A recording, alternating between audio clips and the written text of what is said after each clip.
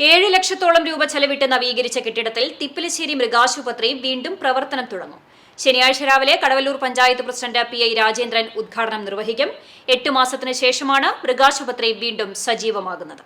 നവീകരണത്തിനു വേണ്ടി കെട്ടിടം പൊളിച്ചതോടെ മൃഗങ്ങളെ കെട്ടാനുള്ള സൗകര്യമില്ലാതെ 2 കടമുറികൾ വാടകയ്ക്കെടുത്തായിരുന്നു പ്രവർത്തനം.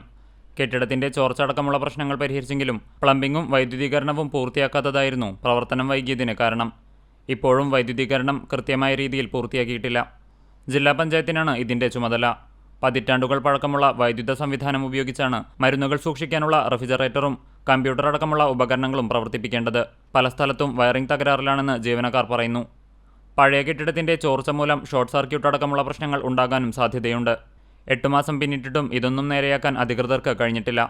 താൽക്കാലിക സംവിധാനം ഒരുക്കിയിട്ടുണ്ടെന്ന് അധികൃതർ പറയുന്നുണ്ടെങ്കിലും ആശങ്കയോടെയാണ് ജീവനക്കാർ നവീകരിച്ച കെട്ടിടത്തിലേക്ക് മാറാനൊരുങ്ങുന്നത്. പെരുമ്പിലാവ്, ആൽത്തറ, മുല്ലപ്പിള്ളിക്കുന്ന്, തിപ്പലശ്ശേരി തുടങ്ങിയ സ്ഥലങ്ങളിലെ നൂറുകണക്കിന് ജനങ്ങളാണ് ഈ മൃഗാശുപത്രി ആശ്രയിക്കുന്നത്. CCTV news, Perumpilavu.